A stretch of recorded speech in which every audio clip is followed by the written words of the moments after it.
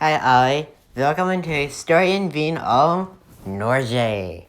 Or, hello everyone, welcome to my history of Norway. This was a requested video, and it's surprisingly not an obscure country. I mean, did you watch my history of Tanzania or Austria? Anyways, let's begin. In the summer of 2014, in the village of Slote, south of the capital of Norway, Oslo, a skeleton was found. It dated to 6000 BCE, or little more than 8,000 years ago, making it by far the oldest bones of a human ever found in Norway and Scandinavia, which only applies to Denmark, Norway, and Iceland. This begins my history of Norway. Around 5,000 years ago, nomads from Sweden went westward, heading into what's now Norway. They swapped hunting and gathering with what's now agriculture. This happened about at the same time the Great Pyramids of Giza were being built or were pretty new. I am not sure if they were done yet. Around 1400 BCE, about 3,000 years ago, if you want to look at it that way, during the Nordic Stone Age, as it is called, Norway's early people began using stone and bronze. This also began small cultures which we know little to nothing about. What was the largest empire at the time of 50 BCE? Hint, hint. It was Rome. Around 50 BCE, we know that some Romans actually did trade with Norway's people. Some Roman urns were found pretty recently in Norway, but Norway was never conquered or taken over by the Romans, as if it did, we'd probably know. I mean, Roman Scandinavian sounds kind of weird. Anyways, let's continue. And a little side note, the thing above is a photo showing some Roman dices that were found here a few years ago. By the year 800, after the Roman Empire had been gone for quite some time, those living in Norway began developing a very advanced and distinct identity. They would later be called the Vikings. Many Norse Vikings lived in communities which were very communal based. They had assemblies which were called things. No joke. These Viking communities and assemblies called things worked together in order to survive against the brutal weather and people who lived in what's now Norway, as well as other countries in what's now Scandinavia, which isn't a country. In 874, the obscure explorer from Norway, Infilger Armaden, I hope I'm pronouncing that right, discovered Iceland. He built a few villages and went back to Norway, hoping that the people he left behind wouldn't die. Iceland has been inhabited since. In 950, Erik Thorvardsson was born in Jørn. Don't know if I'm pronouncing that right, but anyways. Don't know this man's name? Well, that's because you might know him as someone else. Eric the Red. You see, Eric was kind of sick of living in Norway, so he wanted to find new lands as an explorer. And so, in 985, he arrived after sailing for quite some time in a new land he called Greenland. He called it Greenland, not because of the way it actually looked, but to attract settlers. However, this is probably the greatest example of medieval false advertising, judging by what Greenland actually looks like. Isn't it just the greenest place you've ever seen? Anyways, Eric became the first European to see the Americas, or what we can categorically call it. He established a village in Greenland, but it was later abandoned because they ran out of resources. Eric died at an unknown date in Greenland. Even today, you can still see the preserved ruins of one of the villages founded by Eric the Red. At an unknown date, Eric's son, Leif Eriksson, or Leif Eriksson, continued his father's job and set sail westward. In 1001, Leif Eriksson arrived in what's now Newfoundland and Labrador. It's not Newfoundland or Newfoundland. It is a province in Canada. This made him the first European to walk on North American soil, as long as you don't count Greenland as continental America, or North or South America. You get my point. He named this new place Vinland. He built some villages and left, hoping his settlers didn't die.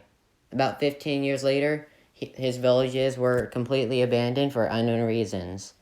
His villages are still there today, just are uninhabited and are in ruins. You can visit them today. They are called Les Meadows, even though they aren't French. Weird. In 1046, Harald Hardrada became king of Norway, but he wanted more power. So, he decided to invade someone. Who would he invade? France? No. Denmark? Nah. How about Spain? Nah, pass. Italy? Meh. How about England? In September of 1066, Harold arrived in what's now York, ready to give Harold Godwinson, the pretender to the English throne, a bad day. But he didn't get the victory and new treatment he wanted, and at the Battle of Stamford Bridge, he was killed. During the Battle of Stamford Bridge, which was very chaotic, a legend emerged. According to legend, a Viking Berserker who was killing a lot of Englishmen annoyed the English, and so an English soldier got in a bucket, went under the bridge, and stabbed the Viking Berserker up his... That's disgusting, Vikings. They stabbed him up his... Anyways, moving forward. Now for some context. Earlier in 911, at the Battle of Chartres in the French town of Chartres, the Vikings surrendered to the French king Charles the Simple. But Charles thought, how about we let the Vikings we caught live in order for them to protect us, since they are such ferocious people? And so it was. In 911, the Duchy of Normandy was founded by the Normans, who were half Norse, or Viking, and were half French. Let's move on. I gotta get this gravy train rolling. Eventually, we reach a duke who is named William the Bastard. Yes, you heard me say bastard. The word bastard is a very, very not nice thing to say today. It's a slur. You shouldn't say it. Don't say it. But this word came from antiquity. It's an old term meaning someone who is born out of wedlock, or who was born from people who weren't married. That was the case for William. I'm sorry, he didn't really have a name otherwise. I have to call him William the Bastard. Don't worry, I'll call him something else, because he wasn't always known as William the Bastard. Anyways, let's move on. I apologize. Sorry, I'm not swearing. Don't demonetize this video like the other one. Anyways, let's move on. I'll call him William. Are we happy now?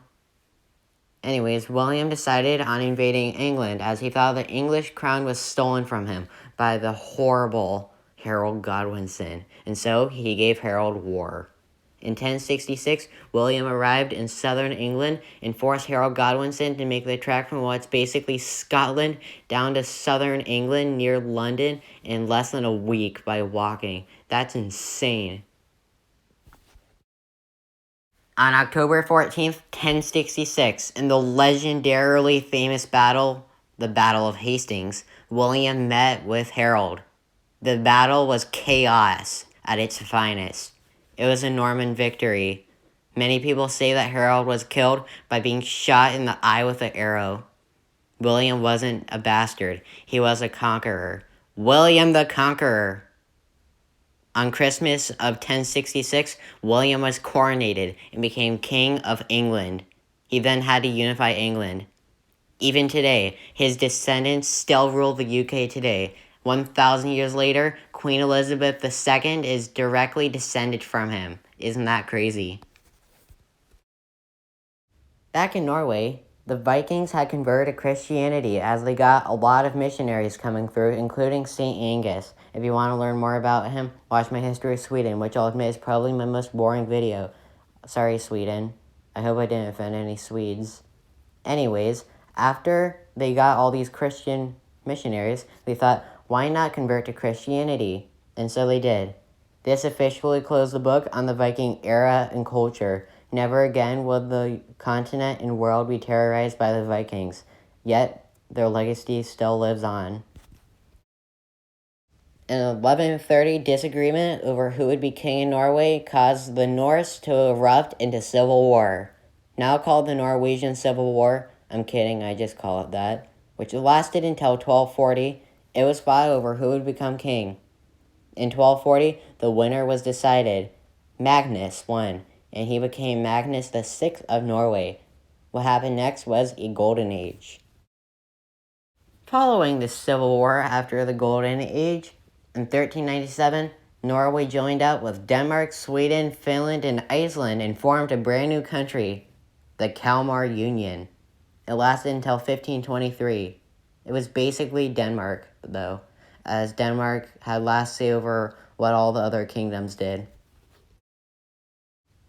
In 1523, after the dissolution of the Kalmar Union, Norway and Denmark joined once again to form the very creatively named Denmark-Norway. So original.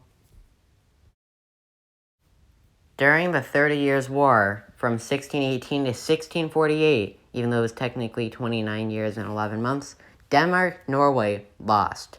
Although they lost this very important war, nothing really happened to them, which is crazy because the Treaty of Westphalia was supposed to destroy them, but it didn't. Moving on. In 1814, Denmark-Norway was no more, as it was abolished, leading to Norway finally ruling themselves again. This led to the founding of the Kingdom of Norway. This wasn't the first Kingdom of Norway. It was then forced to join with Sweden to form the Swedish-Norwegian Kingdom, or Sweden-Norway if you don't have much time. Cool flag, though. In 1905, Norway-Sweden split, just in time for World War I. In it, Norway stayed neutral, militarily. They tried really hard. But they ended up supporting the Allies after that one country, the UK, pressured them to. During World War II, which happened about 10 years later, Norway's neutrality was ended when Nazi Germany invaded and occupied Norway to get all that sweet, sweet oil. In 1944, Norway was freed from Nazi Germany, ending Nazi rule, even though they were never annexed or were never really part of Germany in the first place. In 1944, after being freed from Nazi Germany, Norway in its current form began. And with that, that is my history of Norway. Thank you all so much for watching. Unfortunately, this is my last country history video for October because I really need to work my history of Halloween. Thank you all so much for watching. Speaking of Halloween, Halloween is coming up next. Thank you for watching.